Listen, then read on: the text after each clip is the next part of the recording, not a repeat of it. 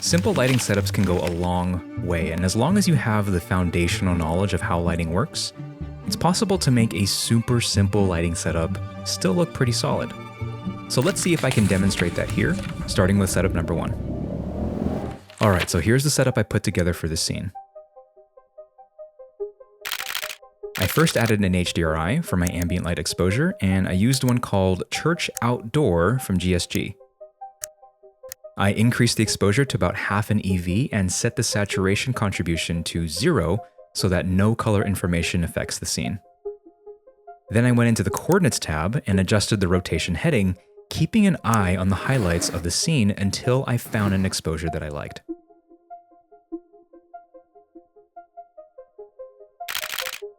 And then I added a key light, and I positioned it pretty much perpendicular to the camera's point of view on the left and angled it down slightly to give the light a bit of direction to it from the top down. I decreased the exposure to about 2 EVs and added an abstract gobo texture to it to help break up the highlight uniformity. And to further enhance that, I also added this interior plant to the scene as well and placed that right in front of the light to act as another gobo.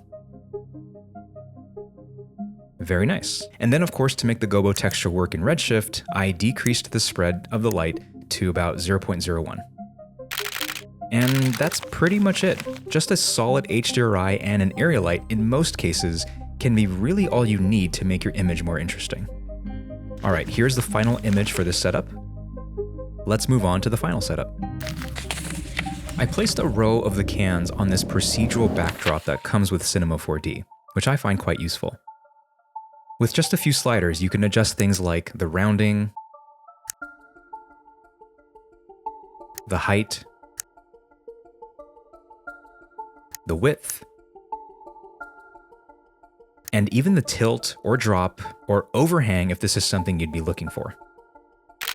Alright, so I started with an HDRI to get that ambient light exposure set. I used this one called Office Space from GSG, increased the exposure to 1.5 EVs, and reduced the saturation contribution to 0. Then in the Coordinates tab, I adjusted the rotation heading until I got to this ambient light look and exposure. And then from there I was set up for the first light, which is our key light. I set the size relatively large in comparison to the cans and also placed it quite close so the light fall off remains quite strong. I also positioned this part of the light overshooting the front of the cans so that the light hits all 3 cans evenly. If I move this light a bit too far to the back, you'll see the exposures on the cans become more uneven and is not what I'm looking for in this case. So let's move this back. There we go. I decreased the exposure close to 5 EVs and added a softbox large texture in the texture slot, which I think may not be totally necessary. I like to add it as a small detail that, depending on how reflective your subject is, may help make the reflections more realistic. Now, the background looked a little bit disconnected because the exposure on the foreground is much brighter than the background, so I wanted to even that out.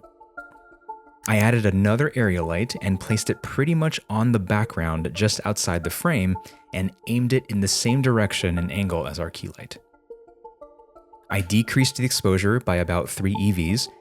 I kept the same softbox texture in the texture slot, and to make sure this light only affected the backdrop and not the cans, I dragged the backdrop object into the objects field under the project settings of that light.